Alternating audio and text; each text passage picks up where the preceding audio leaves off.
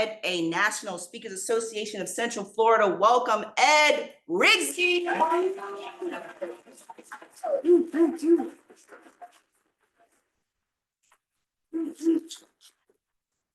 Thanks for the accolade, but I have to say, the money that was given to NSA is really less about me and more about people like Jan Spence and Michael Goldberg in the room, who have been part of the Cigar Peg for a long time. Michael has been the Cigar Peg professional bartender at our hospitality suite since when I was in shorts.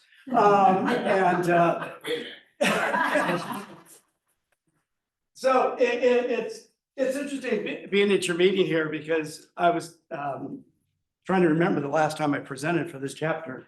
And I remember speaking of the chapter, I just can't remember what year it was, but how things have changed. It was a very large banquet room at a hotel. There was 80 people in the room. This year, it's a few less. You got the video people. It's just the world keeps changing. The world keeps changing. So hopefully some of the stuff that I might want to talk about, yeah, I'm ready to go. Hopefully some of the stuff I might want to talk about is still relevant today. Basically okay. Let me make sure this thing's working. Oh, you know what, wait, I gotta What did put you do? focus back, no, I gotta put focus back on here, What did you the do? screen. Now Okay. it should be set. No. Oh, thank you Sorry so about much. that. Yes, thank you. Appreciate it. See, I am incapable of making sure I can do those things. Apparently so am I.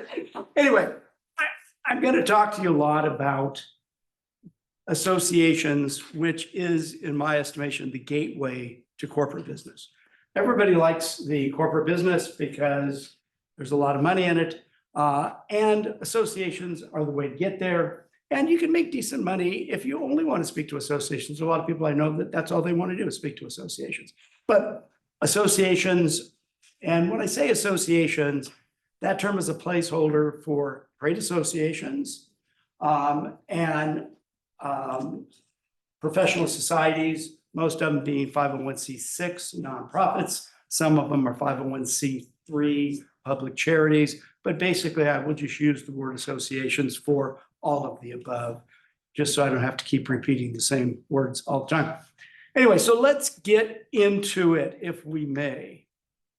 So I have to get a little closer because, I had cataract surgery and I got new lenses, but I got to get just a hair closer to be able to read this. Here's what I want you to be thinking about. If you go speak at an association, and if your thought is that you eventually want to get to a corporation, that's awesome. And there's a whole bunch of stuff in between. So most trade associations, we tend to get focused on the keynote at their annual meeting. And that's a great spot. But if you don't get the keynote at the annual meeting, a lot of speakers just, put the tail between their legs and go to the next thing. But wait a minute, like they say, on the TV commercials, with Ginz's, there's more. So what you want to do is look at an association, what other meetings do they have? Also within an association, understand there is the meetings department and there is the education department. And both of them have budgets. Now, a really small association may be one and the same, but mid-size and larger association, the meeting budget and the education budget are different. So there's more pockets that you can put your hand into. Also, associations a lot of times have chapters. They have executive councils. So all of these, you can get into a national association through the state association. You can get into their annual meeting through a leadership meeting.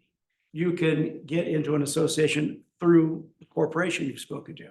Then once you get to the national association, you get to all the others and to the corporations. It becomes kind of a cluster, but I want you to understand that there's a lot more at any association than just the annual meeting. And we speakers tend to get fixated on, I'm only looking for the keynote at the annual meeting. So, oh, by the way, I've got a PowerPoint so I know where I'm going. And anybody on the video, hi, everybody on the video. Where's Mr. Brock? Terry, looking down. Look up, Terry. There you go. Hey, Terry. Hey, Gina. So, I just would like you to kind of be thinking about all that there is. Hey, Terry and Gina, should I promote Stark Arabian Entrepreneurs here while I'm standing here? What the hell? Yeah, okay. If you'd like, go for it. Hey, yeah, heads up to Stark Arabian Entrepreneurs. Stark Arabian Mad Center. Okay, let's move on. So also with trade associations, there's a lot of ally organizations that relate to them. They're tangential to their industry. So not only do we have all of these within the framework of the trade association, their various meetings, their chapters, and then there are the allied. And all of these play into one another. Okay, your challenges. Michael, you were supposed to be down here to write. Okay. Is that what you want me now? Well, yeah, that'd be helpful. Yeah. So, I can't resist. Sorry. okay, we're gonna do a cigar pay commercial. I was gonna say, I was That's so funny. All right, Michael's Mr. gonna write down for me. Slash love Okay. boat So, bartender. yeah, here you go. Do the eyes opposed.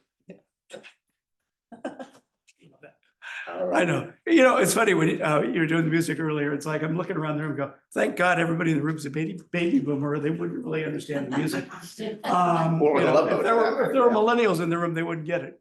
Anyway, so here's what I want to hear from you. What are your challenges? Because what I want to do is just get those up on the board, and leave them up on the board. I'll look at them periodically, and I'm going to try to address all of them or as many as I can. So what are your challenges out there in speaking to associations or speaking to corporations? Finding the right person that can really make the decision. Yeah. Okay, finding the true decision maker. Thank you, Jan. I didn't set you up for that, did I? We're gonna talk about that a lot. Okay, thank you. Thank you. God bless you. Okay, finding the true decision makers. What else? What else? Finding the right organizations. to Okay. connect. Which association or right association, correct association? Okay, very good. Yep, that's awesome. What else do we have? How to approach them from a place of value. How to approach from a place of value. Oh, that's a good one. Okay. Very good. What else? Yeah, I have a similar question, is what is the best method to get to this person? Are we emailing them and so that I get a response? Oftentimes don't hear back. How to actually connect to the decision maker. Okay, how to actually connect to the decision maker. Okay, So I'm gonna say what they're needed, but I know once we connect with them, we can discover that more. But maybe the preliminary need so that we can focus that connection attempt. So basically. say that a different way, because I'm not quite grasping what you're saying. So what are their needs? So when we come and we talk to them, we can Okay, dig deeper, so they're even interested in listening to us. understanding association member and industry need. Is that, did I get it right? Close enough? Okay, very good. Thank you. What else? Yes, sorry. I'll get Then you. we'll go further on the connecting, because you're dealing with so many different generations. You don't know if they're millennials, they don't want to open their emails, boomers will open our emails. Okay, generational for connecting or generational for speaking? Well, to connect with them to. Okay, connecting with various generations. Okay, prospecting So- or prospecting Prospect. various generations. Okay, got it. Yeah. Good. Oh, you were gonna ask me. Yeah, I'm still new and I am working on narrowing down my focus. So that would be what I'm focusing on. Yeah, okay, so let's Selecting call the it right- industry focus. Okay, yeah, somebody else said something? No, okay. Anything else? We got a little room still. We can't put anything more when we run out of room, so. I can just erase it and start over. Oh, that'd be good. How to talk about non-monetary compensation for your. Non-monetary compensation, okay, that's a great one. Kind of had that for the afternoon, but we'll get it covered in the morning. Yeah, you guys really put a challenge, because I usually do like a half-day program. And when your chapter said, oh, well, we want you to do a half day in the morning for a little bit more advanced, a half day in the afternoon for a little bit more emerging. It's like I spent the last 2 weeks with my material, pulling them apart. So, thank you for the challenge. We're here to serve.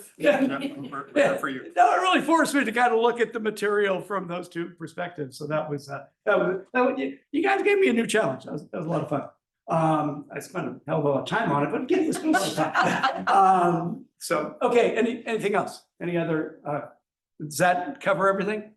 Going on. Okay, Isaac, you're released from duty. All right, Thank you good. very much. All right, thank you. Did you make sure everybody saw your shirt? So you gotta understand the background. So Michael runs the bar at Cigar Pig and Hospitality Suite.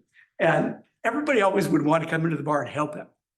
And he wants that, like he wants a third hole in his head. And so finally, Michael convinced me to make him a shirt that says, "It's my bar, get out." Yeah. So- All about having drinks.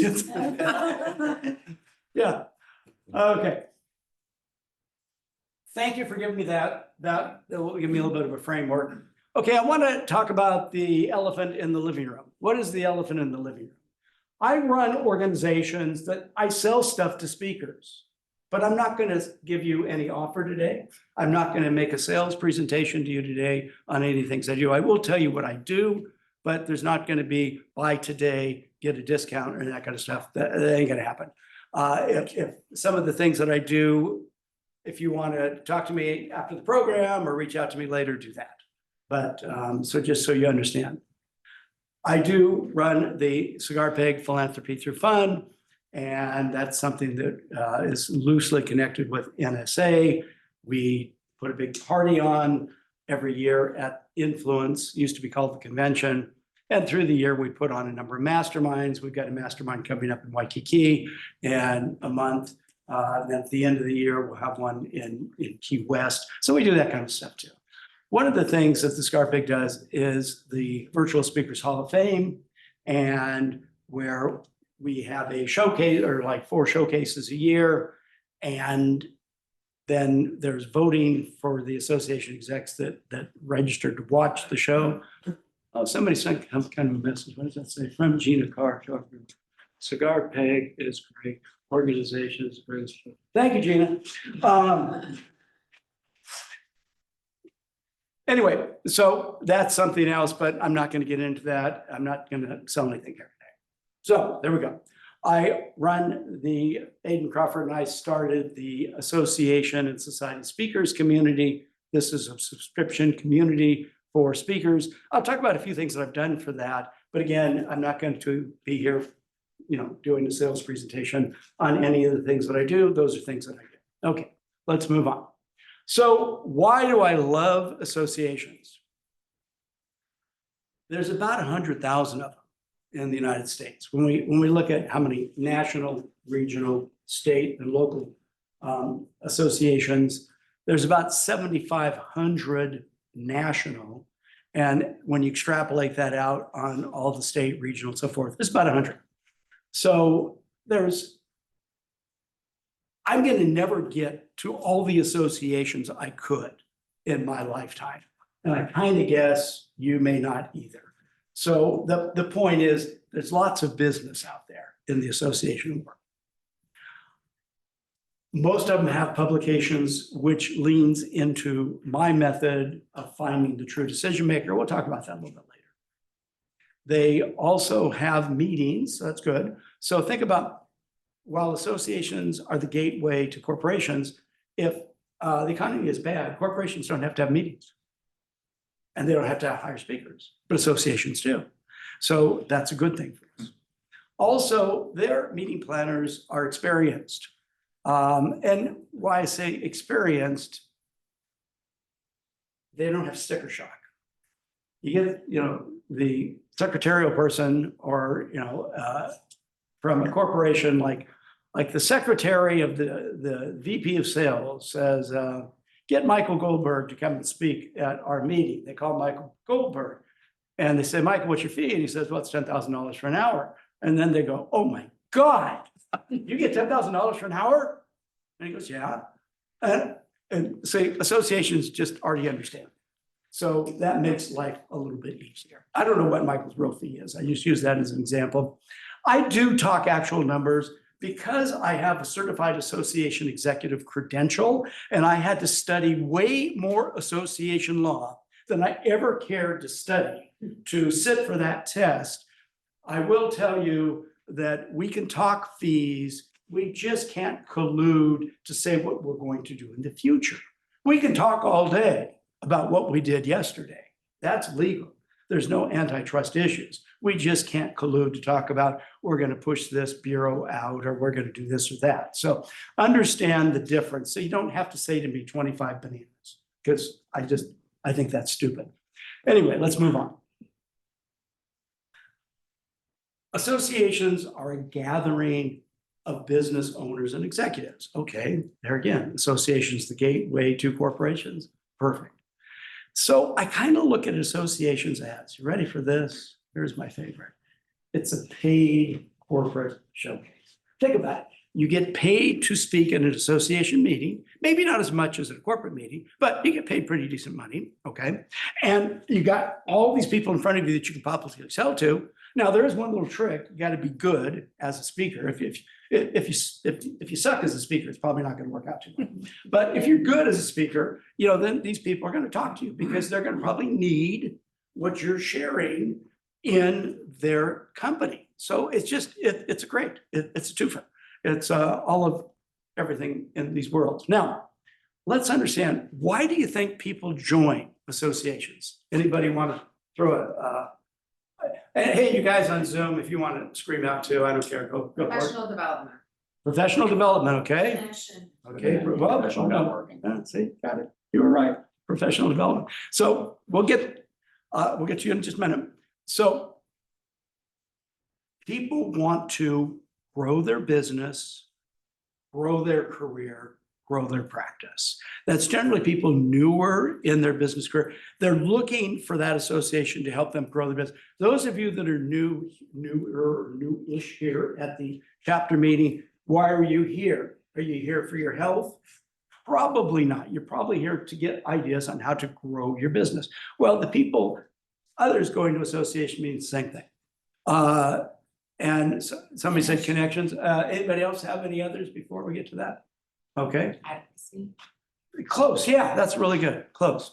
So solve their problems. So under solving their problems, dealing with regulatory issues, advocacy. Now, understand, in most of the data out there, only 20% of people join associations because they care about advocacy. So that means 80% don't. So that's something that most associations have a problem with, understanding that, yeah, you spend $1 million on advocacy and only 20% of your members care. That's a good investment. But they're looking for, people are looking to come to the association to avoid regulatory fines, to learn how to avoid crummy suppliers, because they have some kind of pain, they have some kind of need, they want the association to help them solve the problem. And the third reason, what you brought up, is community. A lot of people just want to be around people that are like them. Now, we can break each of these three key areas down to many more, but I'm not going to spend that much time on it. I would do that if I was speaking to an association group and we're doing an all-day workshop on that topic. But just for you to think about, understand, okay, the people join their association, grow their business, solve their problems, community. You need to have that in the back of your mind when you're talking to the decision makers and they're looking at who they're going to bring in, because you need to use that understanding to talk about how you're going to help them grow their business, solve their problems, and grow community. To be successful in this business, I think number one, you have to be good at the craft. Now, I'm not a presentation coach. I would suck at being a presentation coach. So I'm not going to get a whole lot into telling you things you need to do with presentations. Like a million years ago at the NSA convention, Ron Arden did a whole 1-hour keynote on the pause. So I mean, that's not my thing. There's lots of other people that can help you with the craft, but you got to be good at the craft. Number two, you got to be good at positioning. We're going to talk about that a bit today. And in the afternoon, we're going to talk about that a lot. And this is where I've seen in my 35 years as an NSA member, a lot of speakers have a problem in positioning themselves. And a lot of speakers that think they've got their positioning wired, maybe for corporate they do, but for associations, they maybe don't. Then persistence. I will tell you, in my time in NSA, I've seen so many speakers come and go. So many speakers that I know were far better than me, better looking than me, more muscles than me, taller than me, had more hair than me, but they didn't have the persistence. And they, how do you say, they petered out. And it just, I've just seen so many really good speakers just couldn't do the business side. They just wanted to get up and be wonderful on stage. These three things, I believe, will give you success. But you can't do it with just one of them. You got to have all three. You've got to be good with your craft. You've got to be good with positioning so people understand where and how to buy you. And you just got to keep at it, keep at it, keep at it, keep at it, keep at it. Because I think the speaking business is something that, you know, most of us can do for the rest of our lives. And, you know, so you just keep investing in yourself. Okay, I want to talk about positioning a little bit. Are you ready? So this is my parachute model. And for this morning, we're only going to talk about that little part on the top. In the afternoon, okay, all of you that'll be here in the afternoon, we're going to talk about the rest of it. But we're just going to talk about the little part on top for today and for this morning. So what the parachute is basically each of those strings represents all of the things you do. And then you have a parachute topic, like sales, like marketing. The popular thing in the last 2 weeks has been AI speakers. And I always giggle at people that tell me they're AI experts because it changes every week. But you know, sorry, Gina. Sorry, Terry. So what you have to do, you have to look at what is your general topic, but the differentiator is how you're different, better, special within that topic. Now, how many speakers do you think in the United States speak on leadership? Anybody got a guess? 2 million. 10 out of 10. Well, it's 5,432. But but of those 5,432 speakers that speak on leadership, they're all the same, aren't they? Or are they? I don't know, you tell me. Are they all the same? No. Well, then how do I know that they're not the same? I'm the meeting planner. I'm the decision maker. Oh, another speaker on leadership, dime a dozen. It is your approach to leadership, which is that top canopy, that makes all the difference in your positioning with the associations. Something that they understand about you, that you bring to your topic that's different than others. Now, there's no right or wrong on this. It's, you know, what you like, what you want to do. But the way associations work, and we all hate this, okay? We hate it. They have to pigeonhole us. They have to figure out which, you know, slot they're going to put us in. And none of us like that, but it's a reality. So the better you can do on really drilling down in your general topic area, how you're different, better, special than the other 1,000 people on that topic, is going to help them determine whether it makes sense to bring you in or not. This is the area that I found in the last 35 years. Most speakers have a problem early in their career, mid-career, and late career. Most people never figure this out. And this is something that I would encourage everybody in this room. Think about, let's take the word unique. What does the word unique mean? One of a kind. One of a kind. One of a kind. That's usually the general definition of the word unique. One of a kind. Well, I'm uniquely different because I have a red suit on rather than a green suit. Well, that's not unique, okay? Everybody's got a suit on. So I think you have to look at what is your uniqueness? What is your one of a kindness? What is the one thing about you in your topic that differentiates you from the others? Because that's what you're going to lean into when you're reaching out to the associations. Makes sense? You have your fingers up. Does that mean your hands up for a question? Yeah, it I does. can only see the fingers. I like to play with words, and so when you ask what unique is, you, I don't know the NI, but Q, like if you can give somebody a cue of how you're different, then maybe that's part of what you're talking about today. Maybe, I would like to go deeper than how I'm different. I'd like to go to the depth of my one of a kindness, okay? Because being a little bit different is not quite, I mean, that's better than not, don't get me wrong. That's better than not, but if you can go to that depth of one of a kindness, why you are uniquely different, one of a kindness from other speakers on your topic, it gives the association decision maker a reason to select you over somebody else. How many in the room would call themselves a subject matter expert? Put your hand up. Let me see. Let me see the video. Nobody on the, oh, 1, 2, 3. Okay. You guys aren't gonna play, are you? Okay. Okay, one more time. Subject matter expert. Okay, a bunch of people here. Okay, thank you. Very good. So I'll get a little closer so I can read it.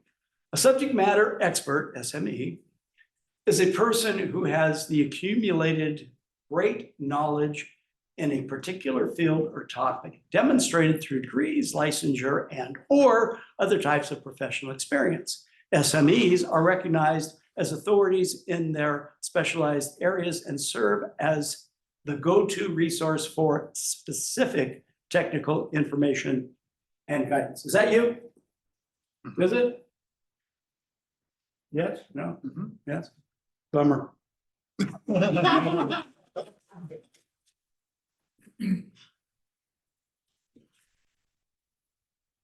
me tell you this. Subject matter experts get $2,500 breakouts. Thought leaders get $25,000 keynotes. Now, I realize this might be a little bit of hyperbole, and the numbers might be a little bit off. Maybe some subject matter experts get $3,000 for keynotes. I don't know. But the point I want to make to you is it's not uncommon for subject matter experts to be relegated to the, especially in national meetings and bigger national meetings, to get relegated to the breakouts. So don't get me, there's nothing wrong with doing the breakouts. That's totally fine. And if, you know, if, like American Bus Association, they only pay $1,000 per breakout, but they'll give you like, I mean, breakout, but they'll let you at their conference do like 3 or 4 of them. So you can still make decent money. That's American Bus Association. The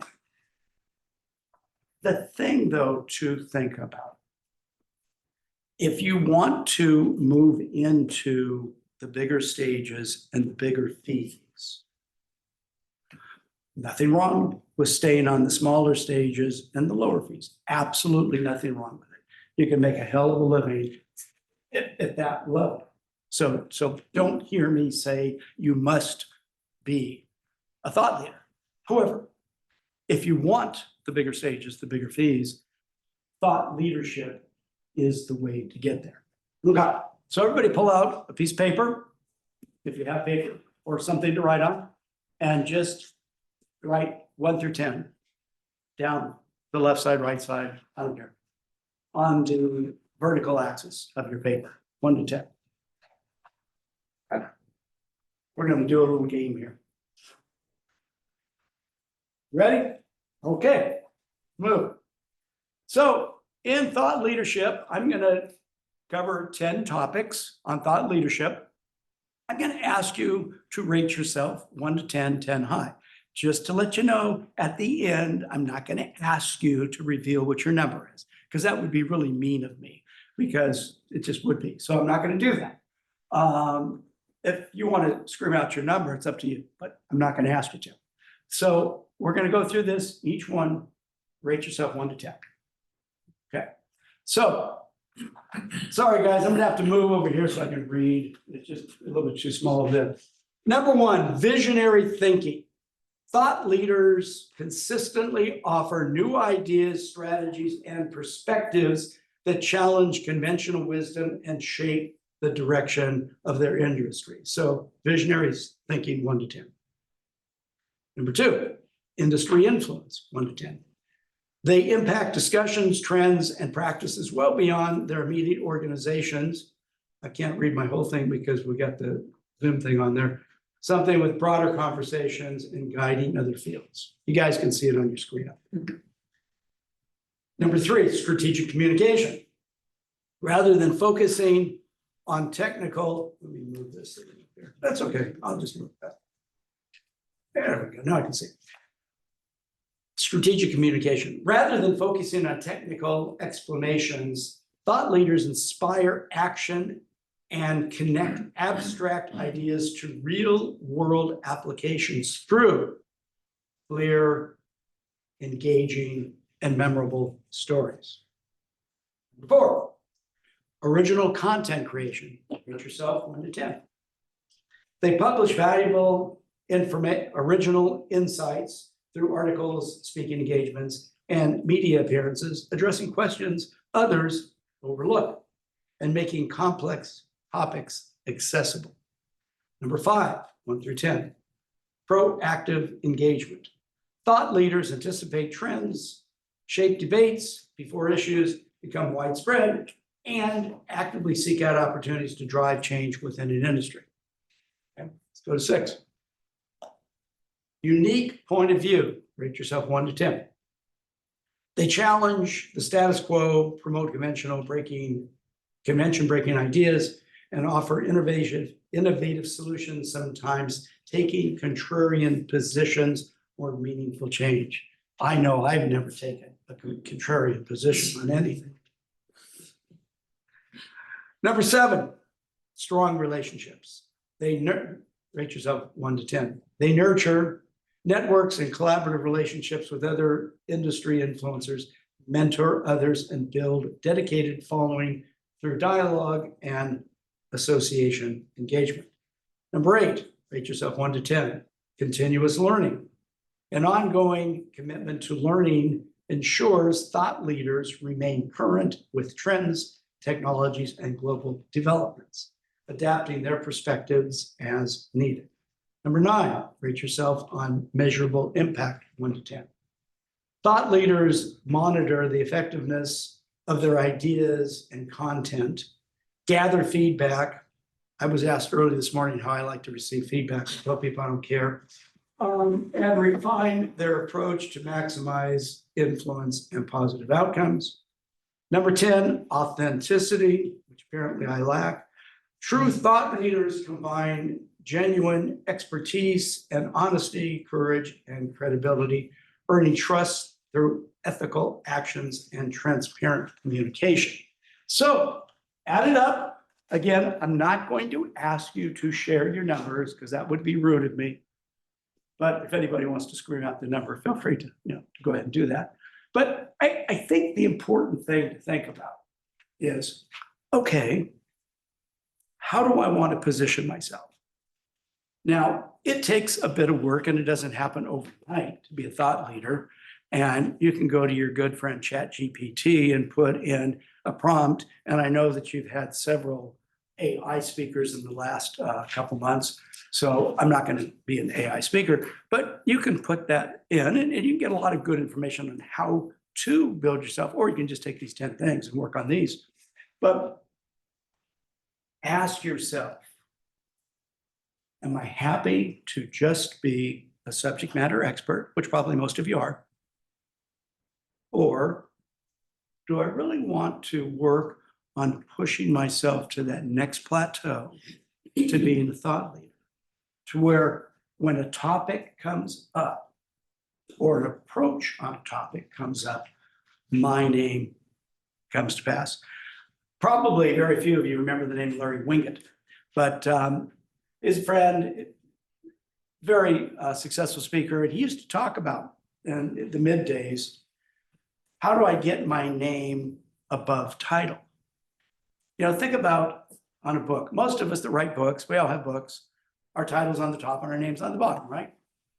But so because the title of the book is more important than our name, but how do we get ourselves to where our name is more important than the title? Like every time Robert Grisham brings out a new book, do you give a hoot what the title is? You don't care. You're just gonna go buy the new book.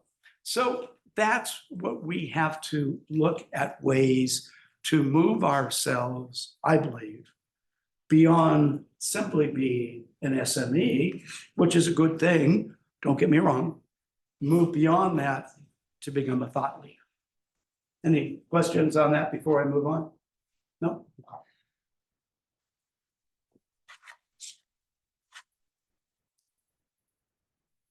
Okay.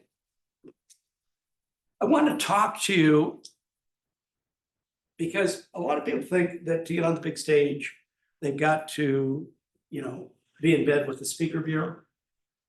And I'm going to talk to you about that just a little bit. Let me tell you this. Do not try to connect with speaker bureaus until you're ready. Because the day they meet you, that's who you are for the rest of your career. It's terrible, but that's the way it is. Now, I put up the website of IASB, International Association of Speaker Bureaus. They do a speaker showcase a couple times a year, and a bureau has to nominate you. Now, if you want to find bureaus, if you go to their website, there happens to be one of the tabs that says find a bureau. So that's pretty easy to find the bureaus.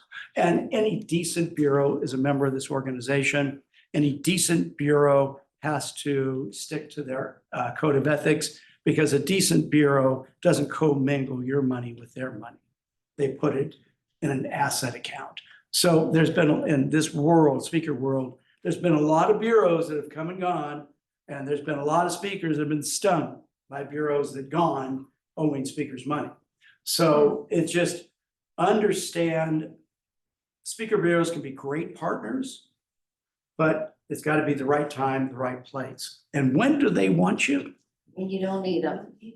No, exactly. They want you when you're taking their speech, meaning you booked the speech with the association up against them and they were trying to sell that spot and you got it.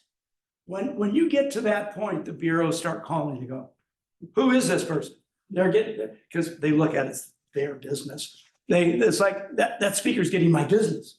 And I need to get that speaker on. So just understand, I would encourage everybody, keep the bureau model in mind. When the time is right, reach out to bureaus. But if the time isn't right, wait. And you can do, I'm going to show you, before we get in this morning, I'm going to show you all the tricks and tips and everything to get to the association people to where you really don't need the bureau, but there's this 4-letter word you're going to have to embrace. Anybody have any idea what it might be? Yes, work. Thank you. Work. I can't tell you how many speakers I've worked with. They go, oh, I'm not afraid of work. And then it's like, did you make the calls? No, I had to, walk the dog. So it's just, this business, this is the easiest business to get into and the hardest business to be successful in. So I'm just going to try to give you some shortcuts as we go through the day. Let's talk about how you can find associations, okay? So you've had programs on AI. So all I'm going to tell you is you can build your own super GPT to find associations. Now, I've done a lot using AI to find associations, and I'd say AI is about 60% accurate as far, even with a really good GPT, as far as, because I'll do searches and I look and they don't hire speakers, they don't hire speakers, they don't hire speakers, you know, so AI is not quite there yet, but that is one way. And the thing is, if you do some kind of an AI search, always remember after it gives you like 20, you know, at the very, put another prompt in, list more. They'll give you another 20, put another prompt in, list more, give you another 20. You know, just keep putting the prompts in to list more, list more, list more until it runs out. Okay, here's a little bit more analog way. The directoryofassociations.com, which is a, ready for it, free resource. It's going to do a little bit better job, believe it or not, than an AI search because it's already a database. And it's got in it, let's get over here and look a little closer because I can't quite see. Okay, so on the left, you can choose the search by state. Then the next one is by type. What kind of association is it? Trade, professional society. And then categories, all categories is the industry. And then all sizes, you know, you can look at the size of the association you want to go for.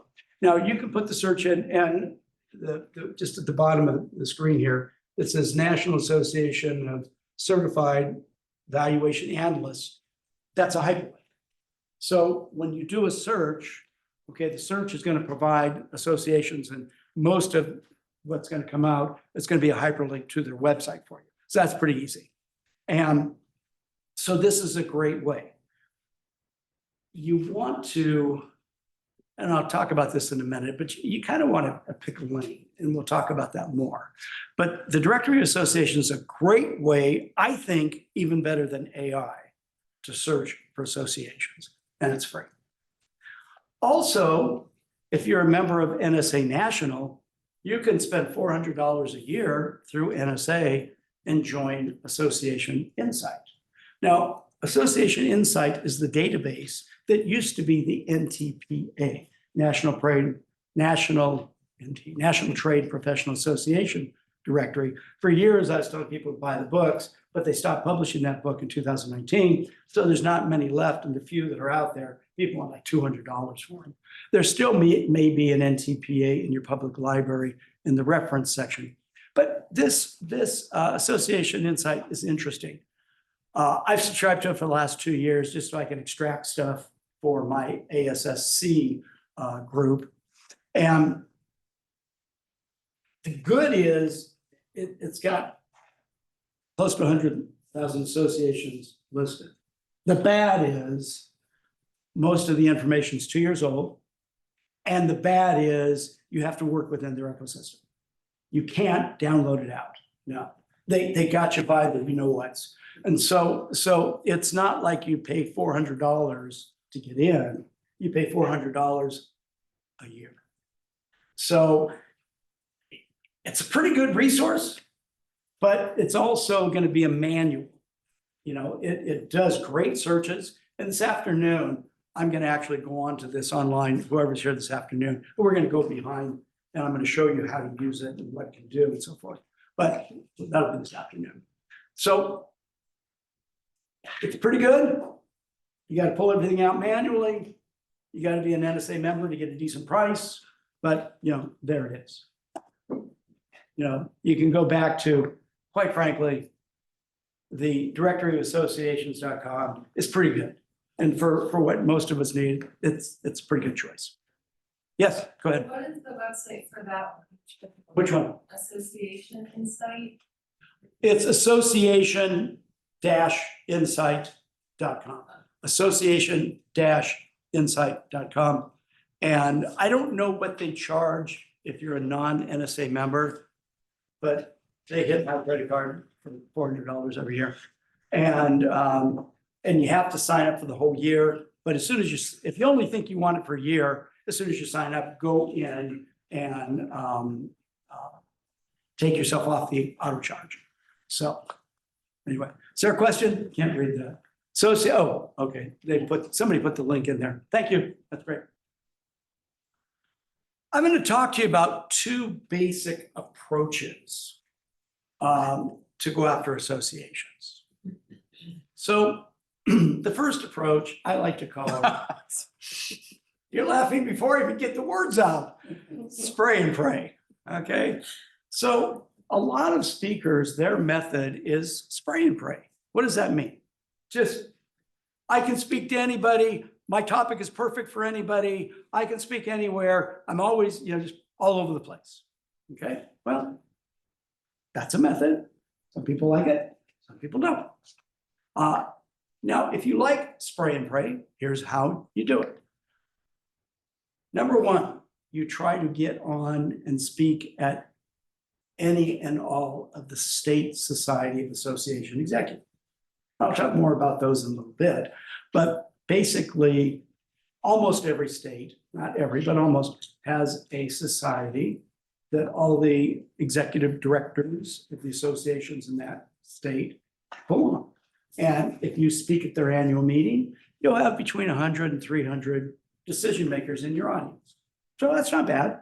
Spray and pray. You're speaking to all of these different associations. They will self-select. People that you maybe never would have thought of in a million years will reach out to you and go, hey, I'd like you to speak for my group. And you go, the what?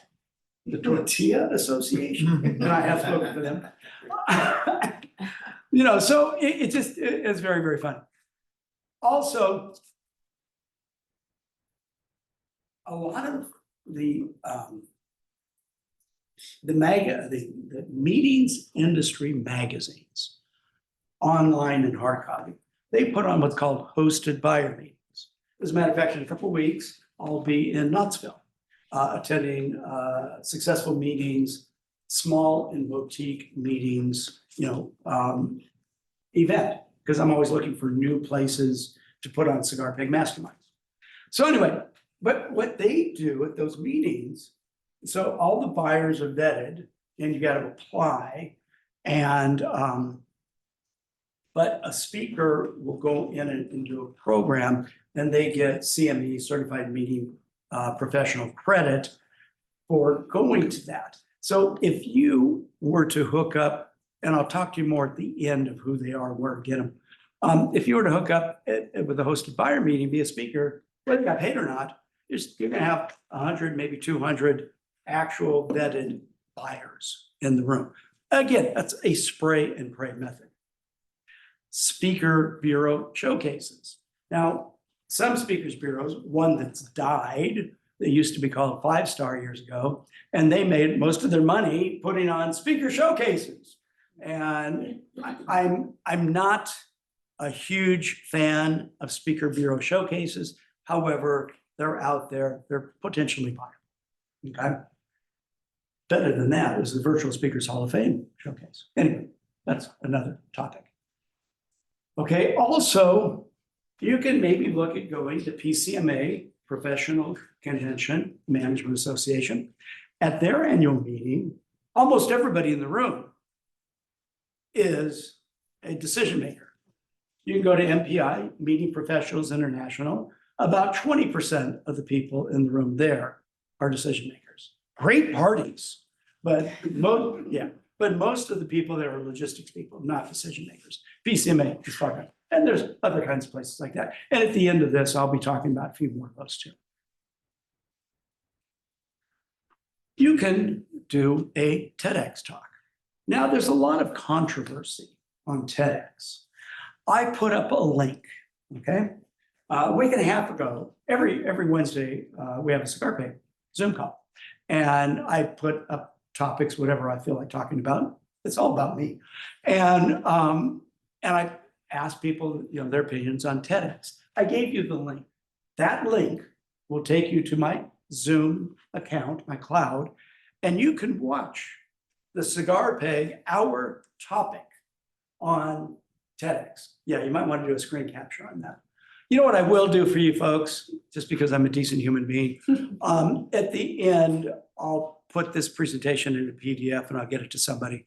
And then if you do get that, I intentionally put that as a hyperlink so you can just click on it. But if you want to get to it sooner, go for it. Just just a million characters have to type in. Ed, do you mind if I go to your computer and grab it and put it in the chat? Yes, I do. You do mind? Yeah, because I don't want to take a chance of screwing All right. things up. But you know something, at the end, I've got another one, I'm happy to do that at the end.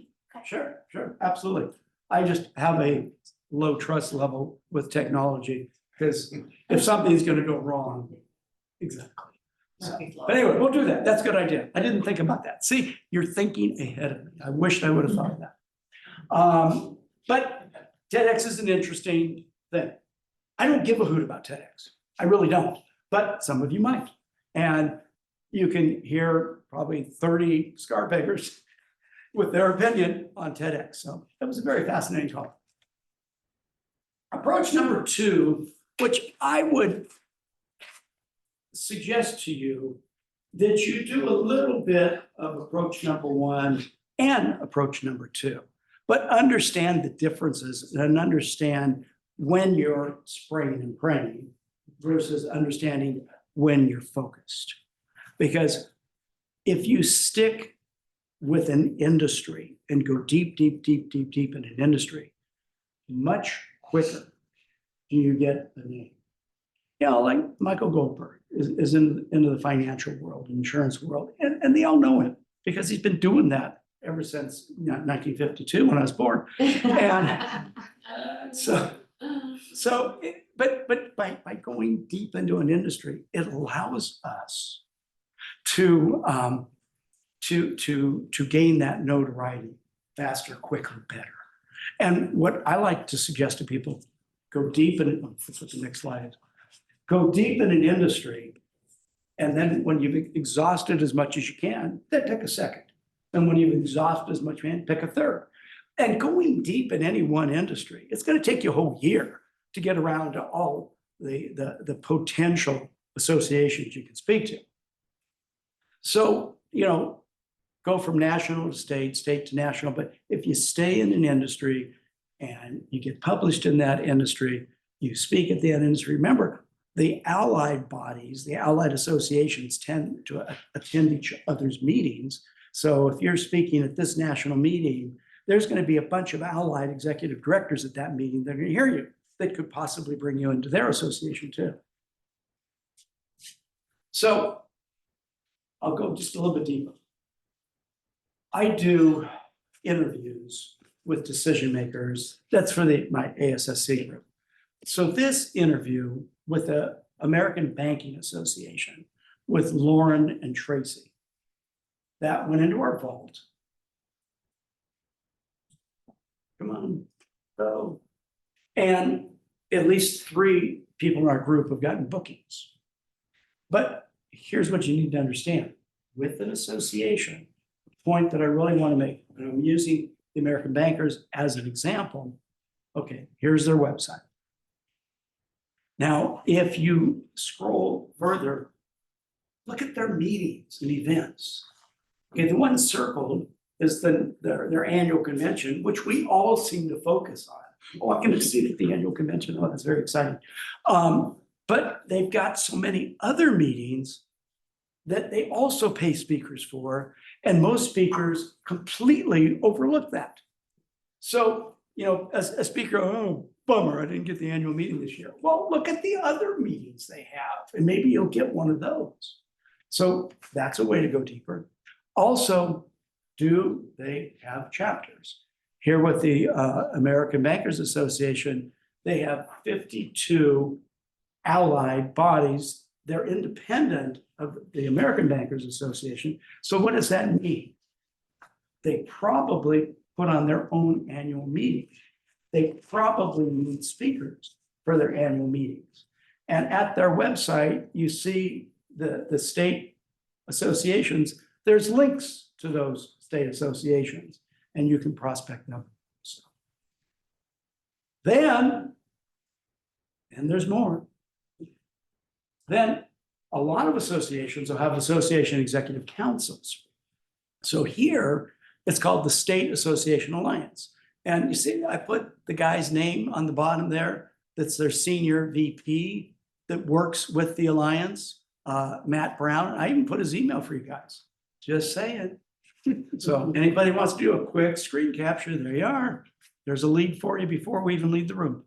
But so the executive directors of the various state associations get together for a meeting too. That's another opportunity to speak. So whatever association, I just use this one as an example, this is a good sized national association, but any of the mid to good sized national associations, you've probably got at the national level 5 to 10 opportunities. And then when we push it into the state, you got another 20 to 50 opportunities. So that one association, you can work this for 2 weeks. That's how long it's going to take you to try to reach everybody, get through to everybody, so forth and so on. Just that one. Okay. So do we just say when this person gets 40 emails Monday morning, just say Ed told us to send you an email? Or would you prefer that we not reference you? Yeah, because, Seriously. yeah, I get an email and you're a real POS. No, there's no reason to reference me. Okay, But Thanks. here's the, now, going back, the people in the ASSC, when they watch the videos, I tell them to put, don't say Ed suggested I contact you, because that's not true. But, say something like, I saw your interview with Ed and yada, yada, yada. So, that's the thing to look at. But what I just want you to think about, every trade association, mid-sized to large, there's generally a lot there for you.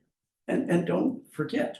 So, don't get discouraged if you don't get the annual convention keynote, because there's a lot more. And remember, I mentioned earlier today that a lot of the associations that have a director of education, that's a different pocket, a different money pocket.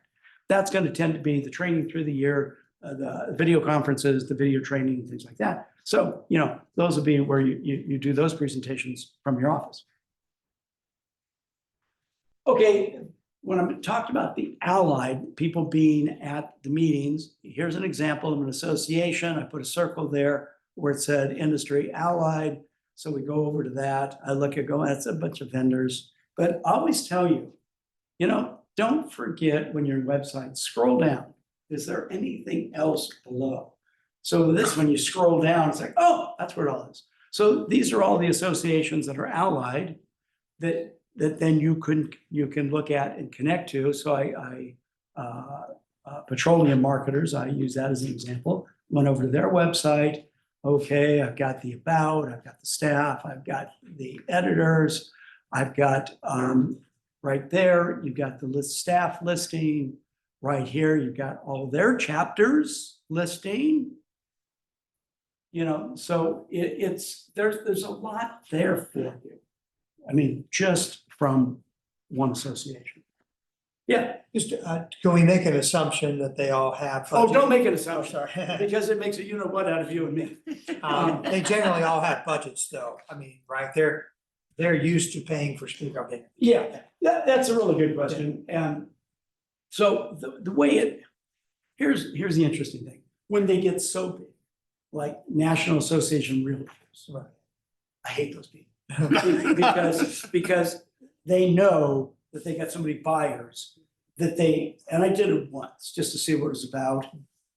I paid to go to Las Vegas. I paid for my hotel room and I spoke. Don't waste your time doing that. And there's a number of those really big associations that they've got that game. Don't waste your time there. But most of the bigger and mid-sized associations absolutely have budget. And quite frankly, a lot of the smaller national associations, they have an annual meeting and they have a budget. Because I can't tell you how many, I don't want to be demeaning here by saying two big associations, but I'll say how many small associations I've spoken with, especially in the trade association world. There'll be maybe 100, but everybody's in the room's a business owner. I mean, and these guys got money. So, I mean, and they had no problem paying my fee to come and spend like a couple days. And on one of those things, I don't know if any of you have a spouse, you know, I take my wife with me whenever I can, just, you know, because she keeps me within control, because I'd probably go out of control if she wasn't there. But it just, when they say we don't have any money, oh, okay, well, let's talk. And what I'm gonna talk about in the afternoon, and I'll just bring it up here since you asked. I suggest speakers have a corporate fee and have an association fee, nonprofit fee. And your nonprofit fee is half of your corporate fee. Because the first thing when you talk to a nonprofit, oh, we're a nonprofit. Yeah, I know, everybody is. And so, and you kind of, it's like, how many times have I heard that? 7,000 times. But I go, yeah, I know you're a nonprofit. And when we talk, I will quote my nonprofit fee, which is half of my corporate fee. And that kind of eliminates that negotiation discussion. So that's something I recommend. Not telling you have to do it, but I just think it works out really well. Okay, here's the thing. In this business, you got to make the calls.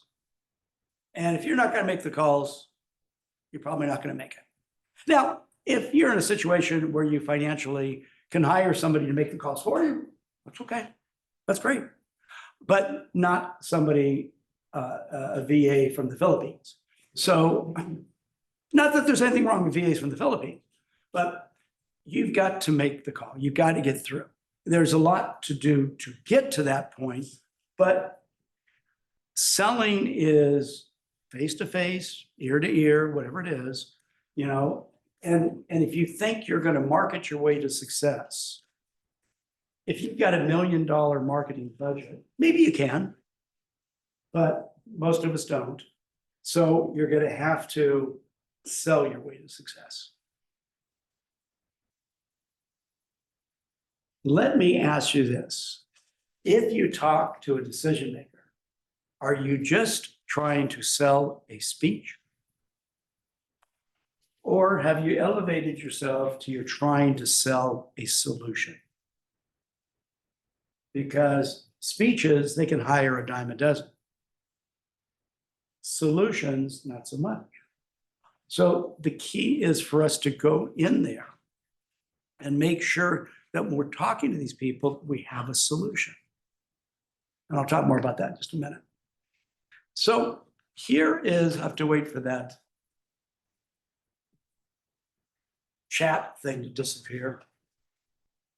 Move, chat thing. Okay, thank you. So here is, this is one of the conversations. You saw the other one. This is a conversation I had recently with an association, rural managers or something like that. And the guy on the bottom right is the CEO. The guy on the top is the director of membership, and the gal on the bottom left is the director of meetings. So the thing that I'm constantly getting from these people, and I gave you the link for this. That's the only one you're going to get out of our vault. But I wanted you to hear, especially the woman that is the decision maker for the meetings. She's ZGen. So she's talking about it from a very different perspective. And we're talking about in this interview, how much do you pay? How do you find your speakers? You know, what are you looking for? How do you want speakers to get a hold of you? All the kind of stuff that you wished you could be a fly on the wall and hear in the background. You can listen to this one. That will give you an idea of what's going on in their head, what they're looking for as far as solutions, and what they're looking for as far as speakers that can solve the problem. And I think it was this gal, could have been a different interview, I can't remember, but she was telling me, one speaker went to our website, looked at last year's meeting, found the perfect spot for them for next year, contacted me, said, I think I'd be the perfect speaker for this spot. Here's the program I do, yada, yada, yada, yada. She goes, I hired him. That person did all the work for me. I hired him.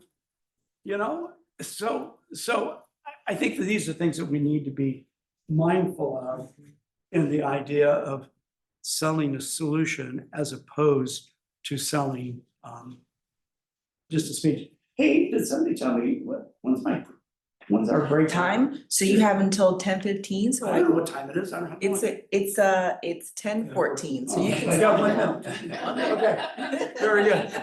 Internal clock. That's really, really good to know. He's connected. So you know what I'm gonna do with my last minute? I'm gonna leave this up so you can more easily get a screen capture on this. So we'll go a little bit deeper, but I just want to impress upon you the association people. I've done 70 plus of these interviews in the last couple of years. I mean, I've done a lot of them. And I keep hearing similar thing. Do you understand who we are? Do you understand our members' problem? You know, can you give a speech that relates to the members and is customized? You know, for years and years and years, I would always interview people. I would try to always go, if they had a member in my community. Let me tell you, I've been to a tortilla factory with the cap on and the machete and taking pictures that I've shown there. I've been to an onion processing facility where the guy goes, oh, by the way, your eyes might get irritated. I walk in less than 60 seconds. Okay, we're out of here. You know, and I've been to all kinds of places, you know, where they make bags of ice, you know. And I asked the guy, where do you get the bags? Oh, well, we like to kind of, you know, pit one against the other. And then 5 minutes later, he's telling me, well, I get upset with my customers when there's no loyalty. That's interesting. You don't give loyalty, but you want loyalty. I use that in their presentation. But I'm just various things, you know, we really need to get to know them and understand them. And just, you know, go in and push tape A and spit it out. I mean, there's a few people who get away with that, but not many. So it's all about making sure that we really understand them, their problems, and we have solutions. Okay, so let's call it what it is. Yeah. That's very funny. So let's get into the connecting with association decision makers, because I got to tell you, early in my career, I spent so much money putting together speaker packets. You know, back then we actually used to put crap in a folder and mail it. And I spent so much money putting crap in a folder and mailing it. And all these years later, I know that probably most of those people just threw the stuff away. So I think it's really important that we understand how to get a hold of decision makers. My method is go in the back door through the end. That's my method. Why? When you go in the back door through the editor, editors get a lot less phone calls than meeting planners do or executive directors do. And why I have my website up here is you'll see circled. A lot of people have where that circle is, it says blog.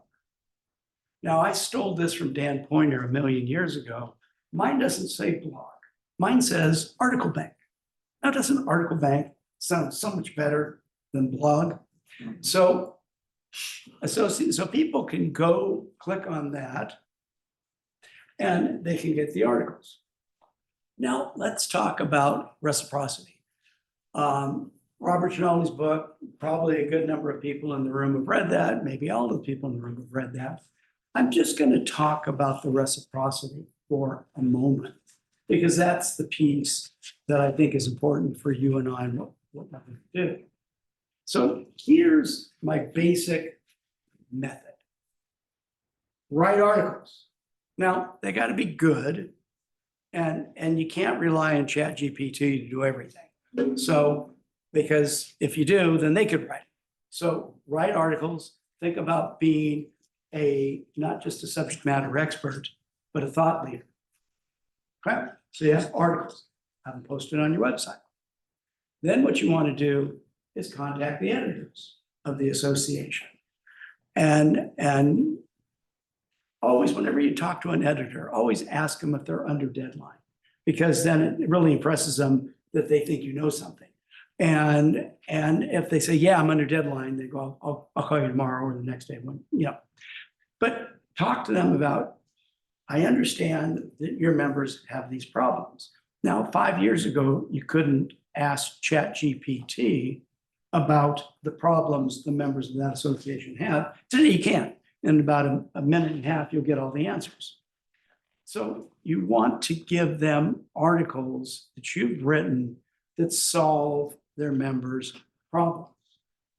Now, it would be nice if they published your articles, but that's not the game.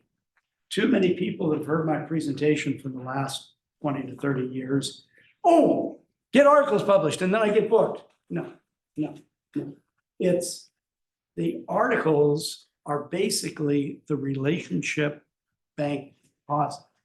You give them articles for their organization. Before you do this, you should have 6 to 12 articles minimum at your website. If you have a book, each chapter is an article. Roll the chapter into Chat or Perplexity, whatever you want, and have it write you an article. Whenever I put something into Chat or Perplexity, I always say, and give me 10 new titles. Yeah, I'm really lazy. And my LinkedIn newsletter, I just take articles from my website, throw it into Chat, ask it to rewrite it and give me 10 new titles. And then I drop it in my LinkedIn newsletter. But anyway, so you want to make this relationship bank deposit by saying, getting them to look at your articles. Then after they've looked at your articles, the real game is let them be the bridge to the decision maker, because the editor knows who the decision maker is. If you call the association, the way so many of them are virtual now, you don't know who you're going to get. They may or may not, but the editor will know.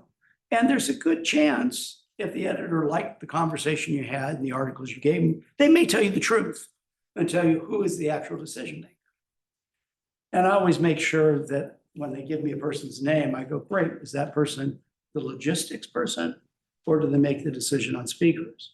Sometimes, well, no, it's not, this person is. So here's a basic script. It's not the exact words, it's just an outline that you might want to consider using.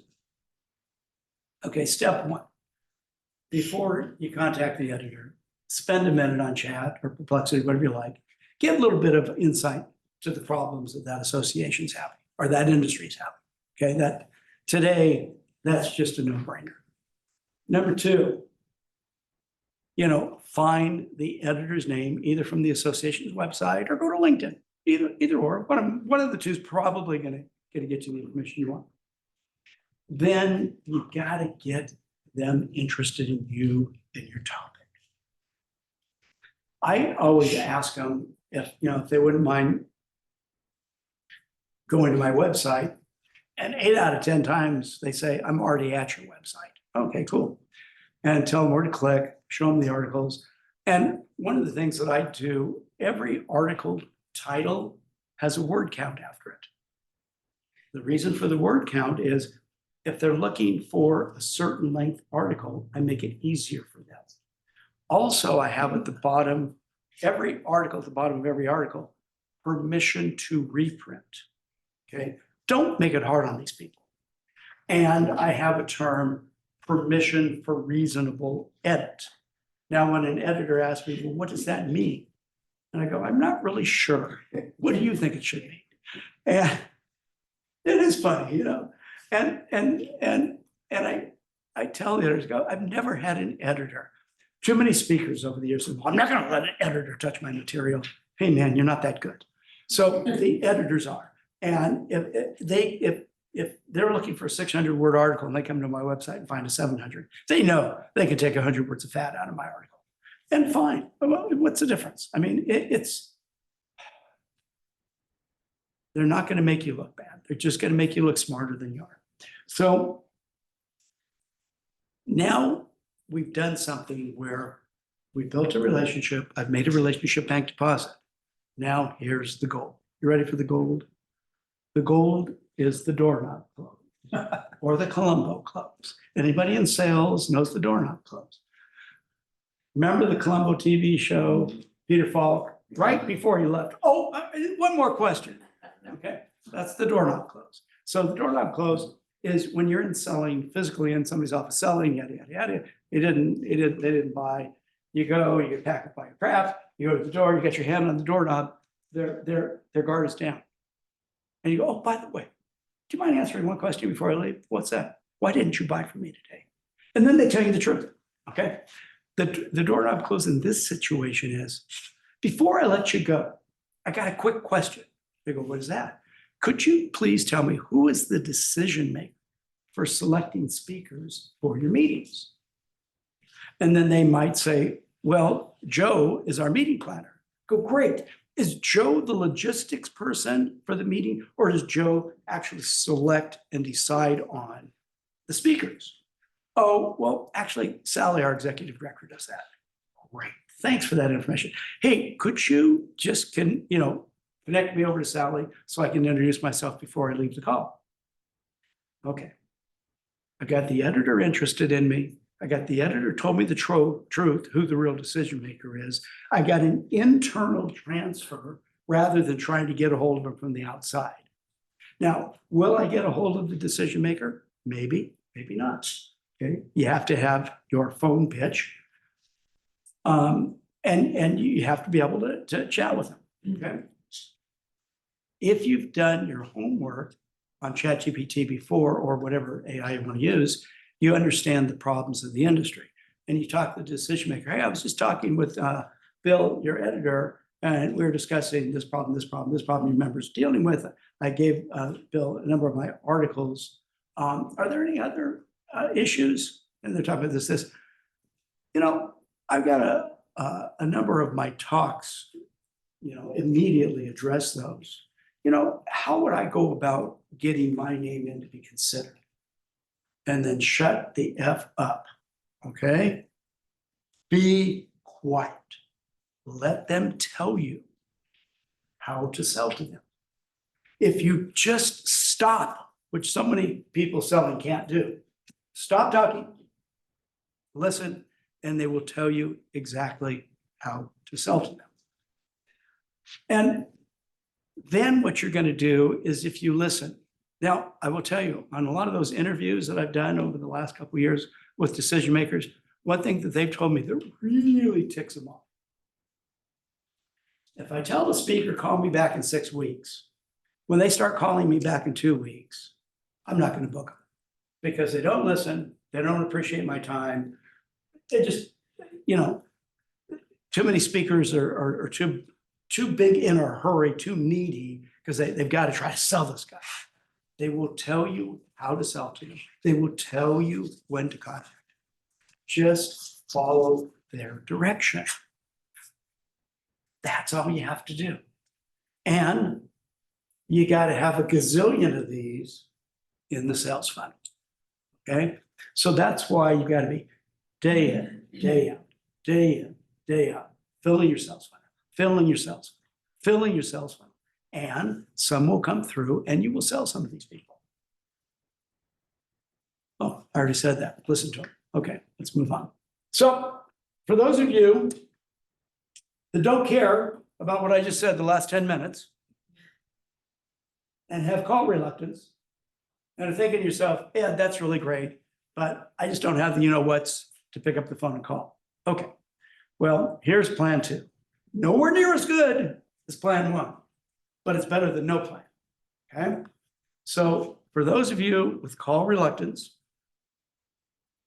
let's look our way through this. Understand, spam emails that you send to associations go directly into the trash. In these interviews I've been doing, they tell me that. We just ignore them. So what you want to do, and I'm just going to give you an example. For the people in my ASSC group, we built a super GPT. You've already had a bunch of programs from AI people, so you already know how to do that, right?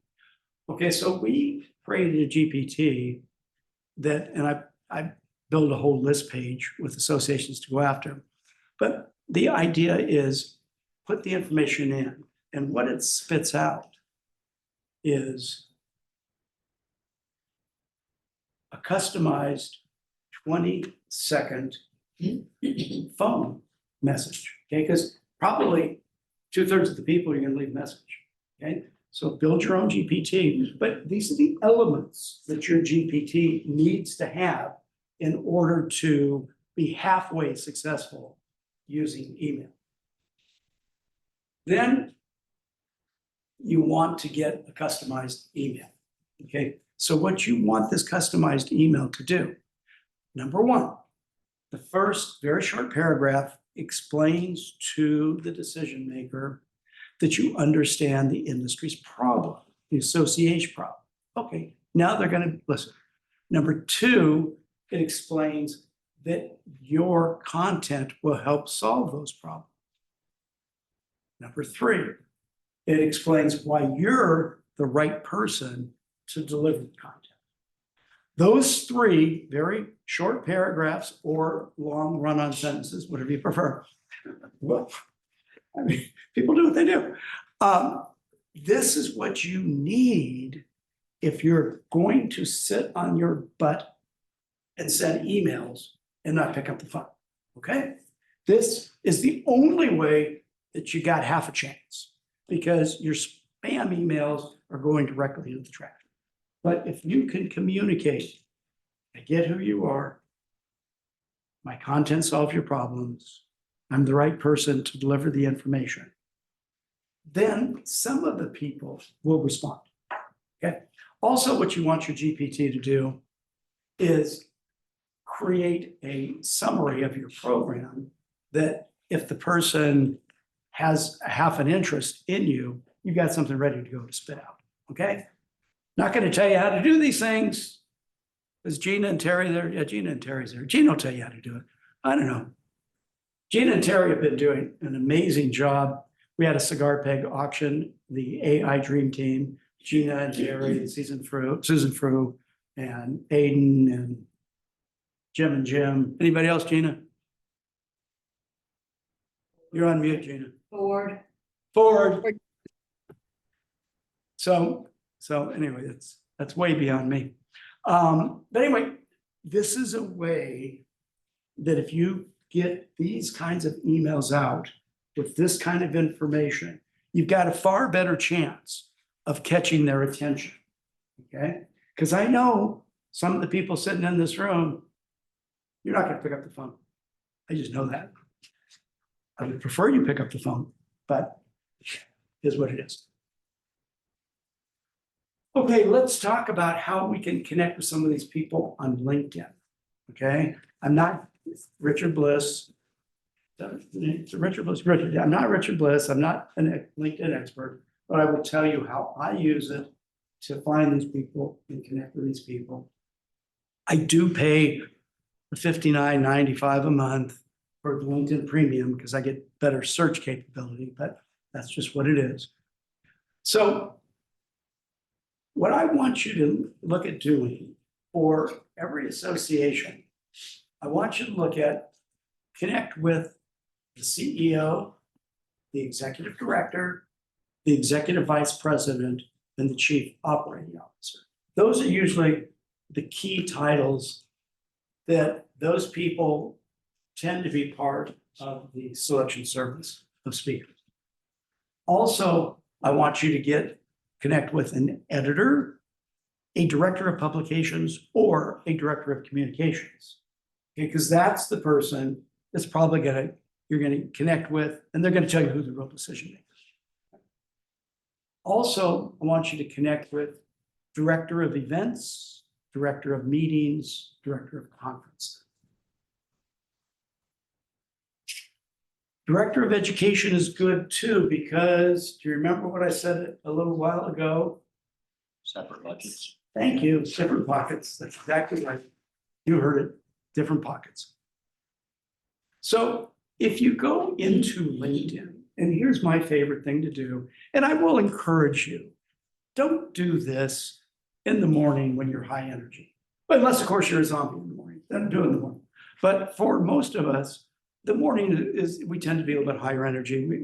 That's when you should be on the phone. You know, that's where this is more of a late afternoon thing, you know, when you need one more cup of coffee and you just, you know, can't leave the office because Your spouse will think you're not working. And if you go into LinkedIn, click your connections, all connections, filters, all filters, then you get something like this. And what I do, where they have the title. Let me see what I put up there. Yeah. So where they have title, all those things that I've listed there are the various titles that I'll search. And then I search the word association. So all of those titles, and then association is the company name. So job title, company name, that's it. Just those two things. Then after you do all of those searches for association, then you change it from association to society and do the same searches.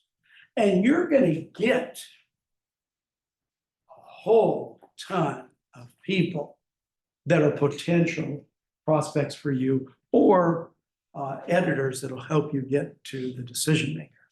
So this is another way to skin that cat, to go after them.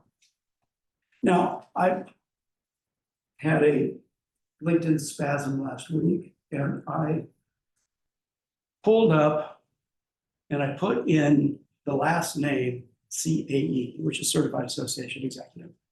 And then I put in the company association. And I searched, and I searched only second degree. Oh, I forgot to tell you that. If you look at the very top there, oh, my laser doesn't work on that.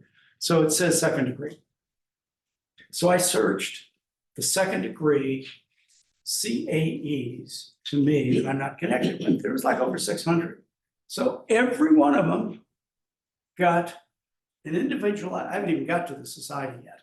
I'll do that next week. Every one of them got an email from me suggesting that we connect and mentioning to them about my CAE educational courses at my website that are free.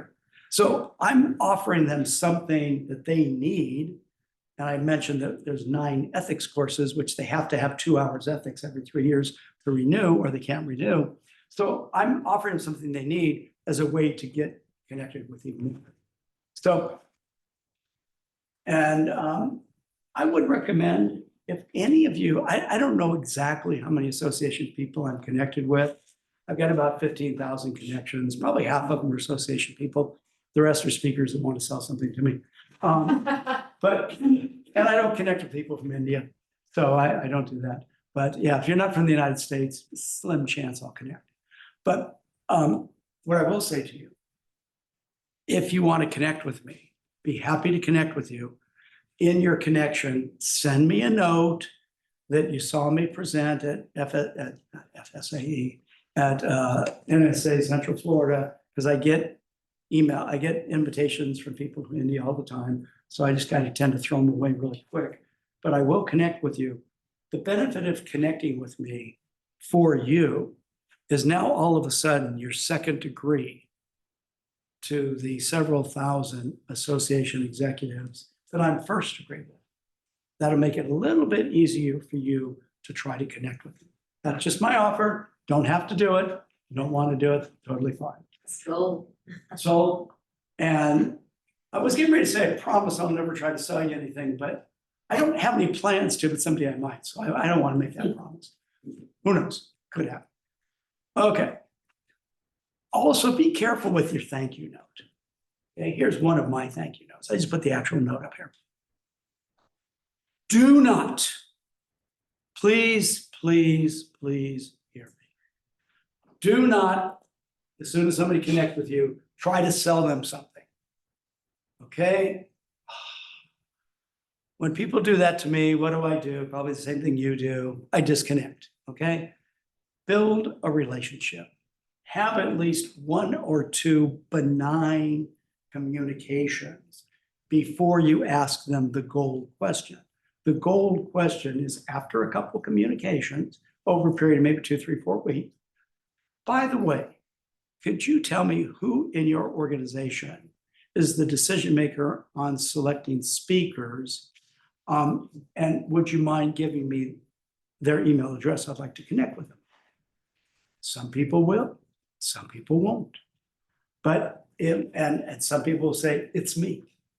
That's That's the way, and I love to, sometimes editors too, you know, I'm talking to an editor and I ask him who decides on speakers, they go, oh, that's me. And I go, oh, can we have another conversation? And, you know, and I've already built a relationship, so I've got a lot of bookings that way over the years. But I want you to make an effort to build an honest relationship before you try to sell. Also, a fun factoid you may or may not use. If you're using your mobile, you can do a voice message on LinkedIn. You just click on the little microphone. And I forgot, it's only like 30 seconds, but it's kind of a fun thing. When people leave me voice messages, I actually don't listen to them, but I'm probably the oddity that does it. But it's a fun thing to do if you want. I'm not saying yay or nay, but just know that that's an option. Okay. Yeah, I thought that was a cute picture, so I used it. I looked forever where to use it in the presentation. No, I'm kidding. So let's go a little bit deeper and see what we can come up with. I want to talk to you for a little bit about an association management company. What's that? An association management company. So this is AMC Institute. Their name used to be the Association of the Association Management Companies, which was very confusing. And about 10 years ago, they changed it to AMC Institute, or Association Management Company Institute. The circle is there. If you see the circle, it says find an AMC. That's the search mechanism that'll take you to this page that you can search for the various AMCs. So again, what is an AMC? Why do you care? Why would you like to see? Smith Buckland is an AMC. They're in Chicago. They manage over 300 associations. Pretty good number. So you start plugging in to an association management company, they pass you around like a party favor. If they liked you and you did a great job, they're going to tell the other folks about you. And some association management companies, the account executive, also executive director that runs the association, might select the speakers. Some association management companies, they have one person in the AMC that works for most of the meetings. So it's a way to get more exposure faster. And some association management companies specialize in certain kinds of associations. Now, I mentioned over 300. If you want to do international work, which some people do, Helen out of Atlanta, they have offices all around the world. So if you're going, yeah, I'd like to speak internationally, that'd be cool. That'd be a lot of fun. Then you want to get to know Connect. They've got an office in DC. They've got an office in Atlanta. Those are the two main offices, and a couple other around the country and various offices around the world. So that can be something that you might be interested in. Another example is AH, which stands for Association Headquarters. They're in New Jersey. They manage 72 associations. They're a pretty legit house. One of the interviews in the AFSC Bank is the meeting person from this company talking about what they're doing and how they're doing it. And so that was very, very fascinating. But if you see, they list their clients, and on that page, you just scroll down and it's going to have the logos for all their clients. Another one, Stringfellow AMC, more boutique, really good people. They're in the DC area, and they've got 19 associations that they manage. So, I mean, just, and like, if you find an association management company that's close to where you live, that's got maybe 10 associations or more, maybe contact and go, hey, you guys do lunch and learns.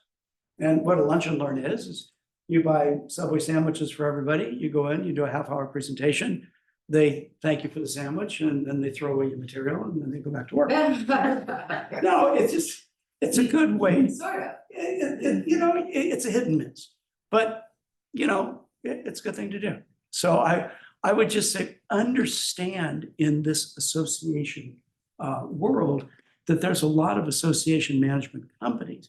Because, all of a sudden, when you look at this, hey, that's the same address as that one. Hey, that's the same address as that one. And then it's like, oh, it's an association management. So. Okay, let's talk about association executives. Before I do that, though, I want to just check this. Okay, did we talk about how to get the right person? Yes. Michael, what did you write? The right organization. Oh. The right organizations / Okay, the right organ, we talked about that. What's this? approach from place of value, We talked about that using chat to help you out. how to connect with decision. We talked about decision. Okay, how to their needs, we identify talked about that. Their needs. Their needs, we talked about that. What's this one? Prospect. Well, Oh, if you different look at generations. Generations Okay. from the standpoint of Okay. prospect, We'll talk about that. I'll talk about that a little more in just a second. industry focus, Okay, we talked about that. And what was this one? non-monetary compensation. Okay, gotta make sure. Don't let me not do those two. Understand that if it's a Z-Gen decision maker, they're probably not gonna talk to you on the telephone because they're allergic to that. So you're probably gonna need to communicate with them via text or TikTok. So just understand that's, does anybody know Nora Burns? She's a speaker on employees. She's out of Colorado. She spoke at ASA a couple years ago. She's got one of her workshops on my website. And it was great listening to her talking about if you're going to hire a Gen Z, don't contact them on the telephone. Do it all text. So I think that what we have to look at, and I gave you the access to that one interview that I did at the Rural Farm Managers. Because Brian, their executive director, is a baby boomer, because Cody is a millennial, and I think Lori, the meeting planner, is a Z-Gen. We talked about that a lot in that interview. I think if you really want more about the different generation, and eventually you'll get the link to it, that I would watch the interview. It was really informative about understanding what they're wanting. What was the other one I said? Okay, we'll talk about non-monetary a little bit later. When I get into the meeting groups, that'll come soon. Okay, societies of association executives. I talked about it before. How do you find it? Well, Google or chat or your favorite is about as good as any. And there's about 40, 45 state. I'm saying state. We'll talk about others in a minute. So as an example, let's see, okay.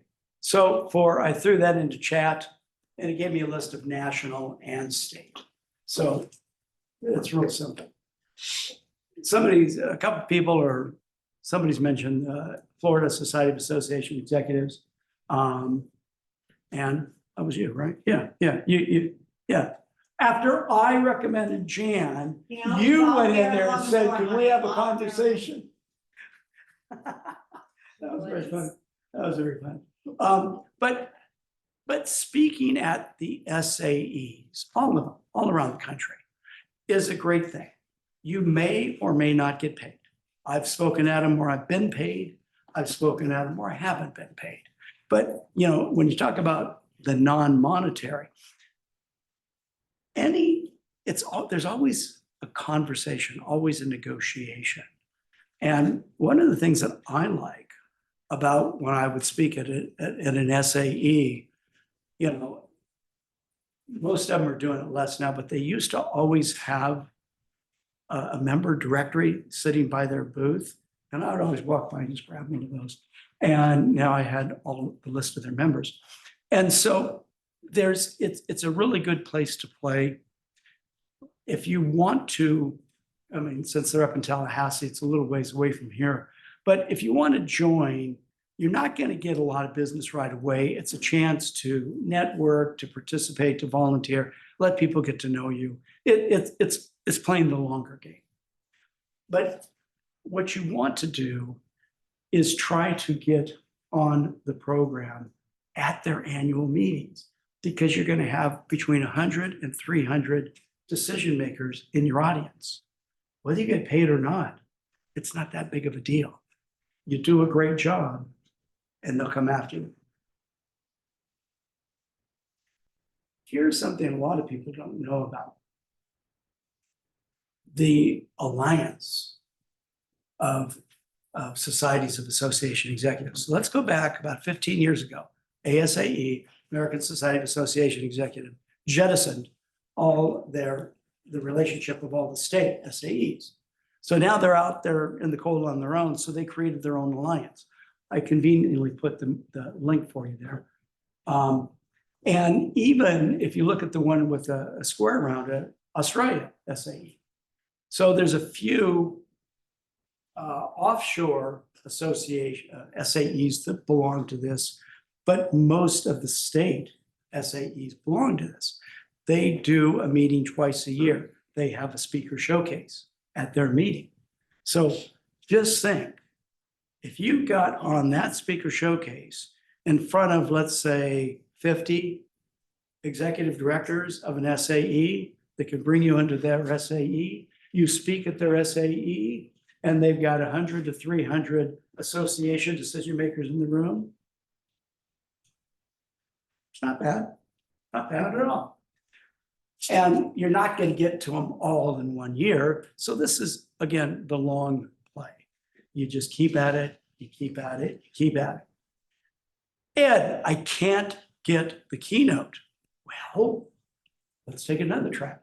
How about if you partner with them and do a pre-con? So a pre-conference workshop on your topic.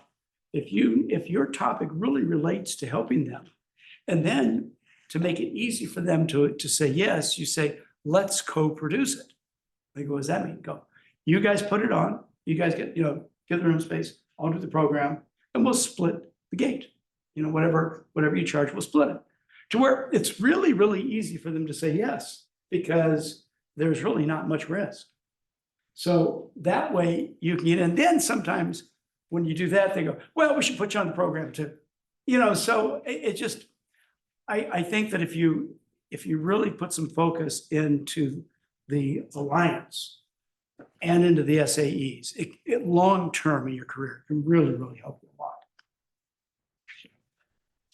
On their website, you can just go look at the leadership, see who's the leaders this year. Now remember, all the members are executive directors of SAEs, so everybody in the leadership is going to be an executive director of an SAE. So you can figure it all out from there. When I speak at an SAE, we all have our ways to do things. So I kind of do the dumb farmer thing. And I'll start going through my presentation, because mostly when I speak at an SAE, I teach them how to do my qualitative research method for determining the ROI of membership and actual dollar numbers. And they're very interested in that. And I'll just keep going. And then people are writing. And then after about 5 minutes, go, oh, I'm sorry. Something, let me make your life easy. Everybody give me your card. I know a lot of people don't have cards anymore, but you can write it on a piece of paper. Give me your card. This evening, I'll convert this into a PDF and I'll email it to you. And a ton of people will drop it off. Oh, go great. Well, now I've given them the email. I have their card, I have their email address. In my opinion, that gives me permission to give them a call. So I'm going to give them a call. So what I'm going to talk to them about, the first thing is just a very soft, nondescript. Hey, have you used anything from your workshop? What'd you guys do? What'd you use? Yada, yada, yada. But not. Next question. Hey, have you accessed my article bank? Because I always talk about my article bank, but not. Number 3, going to the kill. Is there a possibility that we might be able to do business in the next 12 months? Okay. And then, because you want to get their guard down a little bit, get them relaxed, and then go into the kill. And depending on how that goes, the next one will be, would you be willing to recommend me? So if you're going to speak at an SAE, have a strategy. Don't just go and speak and get there and go. Now, have a strategy. Now, a lot of people love to use Talkadot. I don't use it, but a lot of my friends use it and they love it. I do get a little agitated when my friends are always putting their Talkadot on Facebook. Oh, look at, they love me. No meeting planners are looking at your Talkadot, okay? If it's on LinkedIn, maybe, but not on Facebook. So put it on LinkedIn if you want to do that. But this is another way to grab information. And I know for anybody in the room, even 3 years younger than me, you probably will use this. But whichever way you like, either's good. You know, you choose, but have a strategy, whatever way you choose, to grab the information of these potential prospects. Now, in addition to the State Society of Association Executives, there's other kinds of societies of association executive. We have industry-specific, association-specific, and federations. So this first one, I always forget, Council of some engineering, STEM, can't remember what it is, Council of Engineering Society Association, anyway, all the engineering societies, the executive directors of the engineering, the STEM societies belong to this group. So if you're, you know, a geeky person and these are your people, okay, then, or if you're the type of person that teaches these people how to speak English, that there's a lot of good business there too. But that's a society of association executives that you'd want to try to plug into so you can get to a very specific group.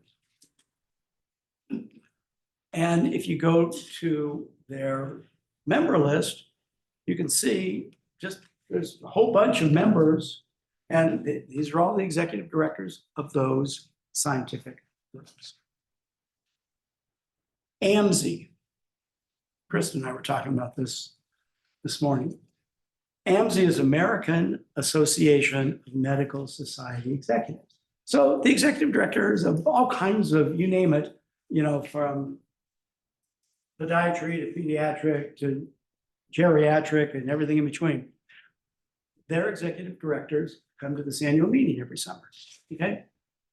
That's a great place if you get on the program, whether you get paid or not. It doesn't matter.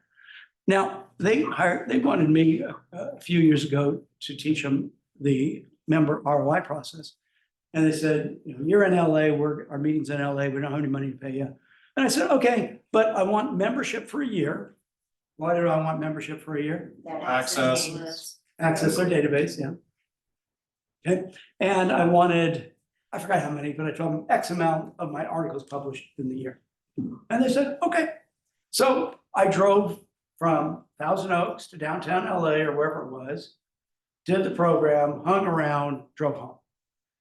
And I got a membership for a year and I get a bunch of my articles published. Not a bad trade, not a bad trade. And I really didn't prep because it was the same program I'd given to the association group the day before. So anyway, that's something to consider. I've got a couple other for you. Food Industry Association. Go to this website. Holy cow. There are a ton of food-related associations on this page. I mean, they just scroll down like, 20 feet. And so, they've got an annual meeting, get on their program. Plus, if this is an industry that you're interested in, this is a heck of a shopping list on who to prospect. Anybody interested in the food industry? I mean, we are. I mean, I don't care, but you guys do. Okay, great. Continuing down the food industry path, Council of State Restaurant Association. Thank you. So you got NAR, National Association of Restaurants. There's all the state groups, okay, and National Association of Restaurant, and this is their group of the state executive directors. So, if hospitality and the various things is your thing, it's a great place to go, because if you go to their membership page, That's all the executive directors from all around the country. Again, this is a great prospecting page. You know, I mean, you don't even have to go to ChatGPT to look it up because it's right there for you. Pharmacy, okay, so if pharmacy is your thing, same kind of thing. All the executive directors in the pharmacy associations. And again, you go to the member list, there's all the executive directors right there. Just love it. Osteopath, same thing. I mean, I'm just going through a bunch random. And the thing is, whatever industries you're interested in, you might do some research to see if there's some group like that. Again, the board of directors, who's the board of directors? It's the state executive directors. So everybody that's on that board could hire you. Not only for that group, but for their own association.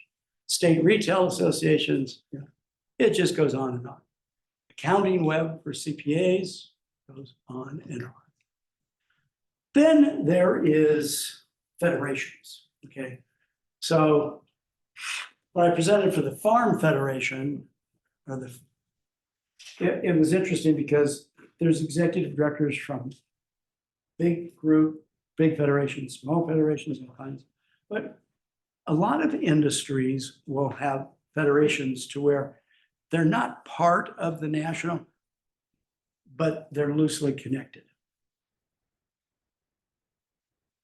So these are ways, if you want to, so the state SAEs is what? Spray and pray. The more specific SAEs and the more specific groups is your laser focus. And you can do both, nothing wrong with it. If you look at Farm Federation, you click on the map, you can click on, you know, there's the federations all over the country. Okay. So did we cover everything on this page? Well, we're going to get into a little bit more of this in just a moment. So I want to talk to you about, and where are we on time? We are at 11:30. What time am I and done? You're done at about 11:40. Okay. 45. So I've got 10 minutes? You do. Oh, okay. Ready? Machine gun time. Okay. So meetings industry magazines. Here's some over time that I've subscribed to. They're all free. Some are online, some are hard copy. You know, you can just do a ChatGPT search for meetings industry publications. But the important thing is a lot of them have hosted buyer events. I mentioned to you, I'm going to be at one of North Star's events in a couple of weeks. So it's, you know, North Star owns Meetings and Convention Magazine and Successful Meetings Magazine. You can go to their websites and they'll usually have an events page, events tab. See, it's circled on this one. And you can go apply and I interviewed the gal that was their VP up until she just retired recently in our vault about how to get into that. But I've been getting emails from them. They're actively looking for speakers for all of their events. So let me go back here, go to the North Star website, the hosted buyer events, there's the direct link and check it out. So we got meetings and convention, a number of events, got successful meetings, a number of events. We've got smart meetings, a number of events. We have small market meetings. I used to go to this one a lot. Number of events. The thing is, if you get on the program, you're probably not going to get paid. But here's the good side. They're going to take care of your expenses. You get to schmooze with meeting planners for 2.5 days. So they encourage the speakers to come, go to the dinners, go to the cocktail parties, go to everything, schmooze with the meeting planners. They want you to. So they're basically paying your travel and giving you great food and party to go network, and especially after you've given a presentation, because then they're going to want to talk to you about the presentation. It's a wonderful thing. And there's a bunch of hosted buyer events all around the country.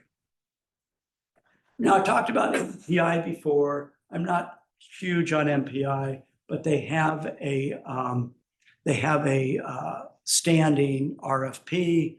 Their World Educational Congress, great party.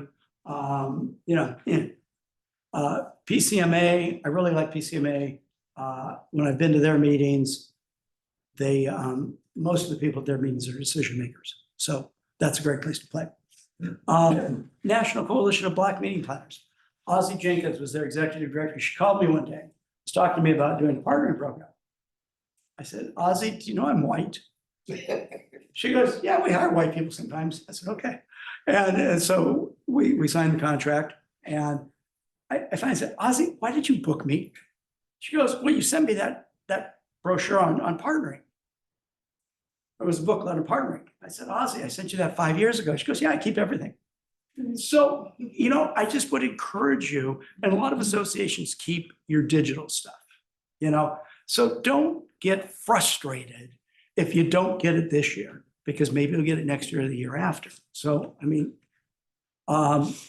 SGMP, Society of Government Meeting Professionals.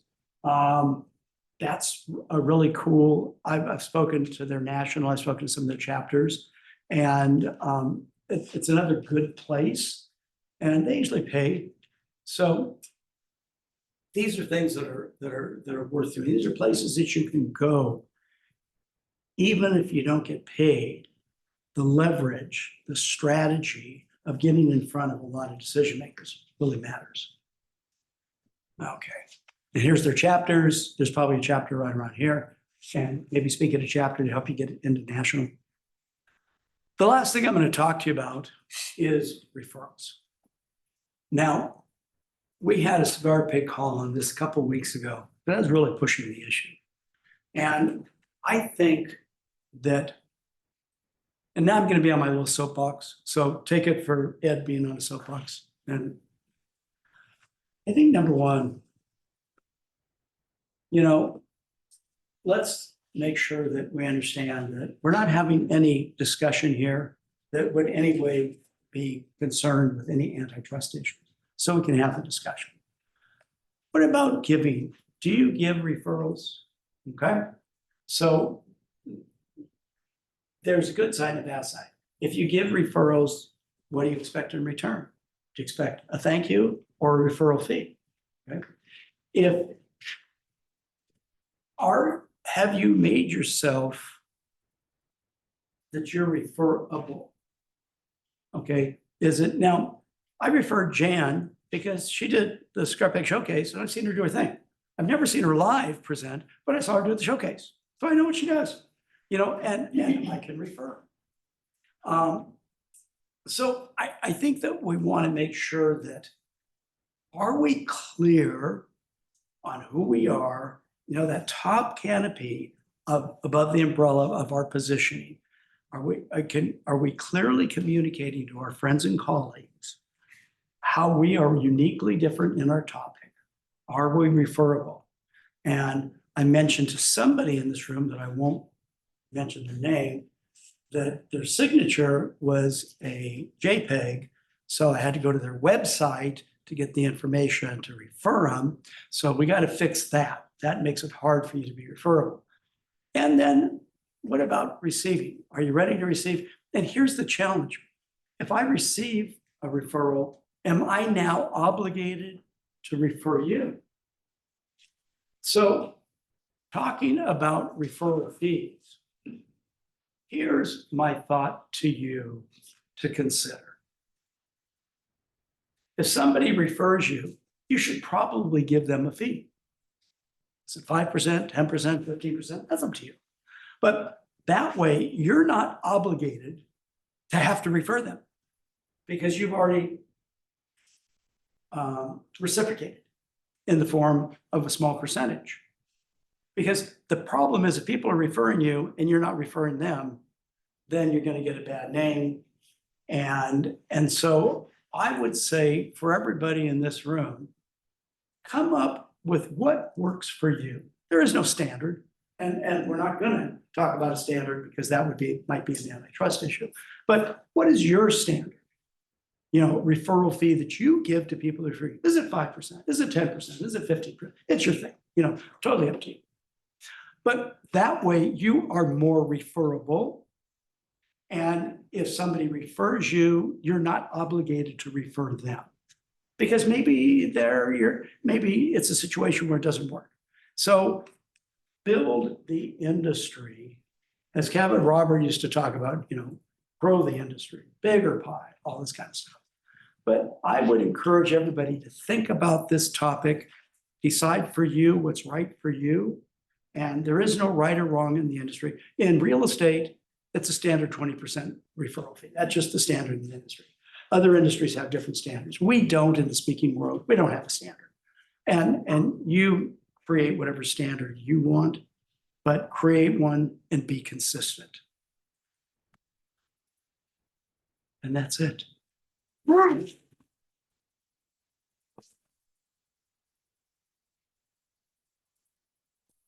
Sorry, I didn't tell you all my stories because I didn't have time.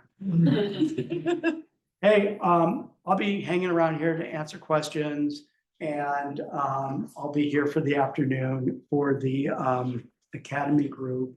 Go to lunch. Yeah, I'm gonna go to lunch and all that kind of stuff. So feel free, be happy to answer your questions if I'm in a good mood.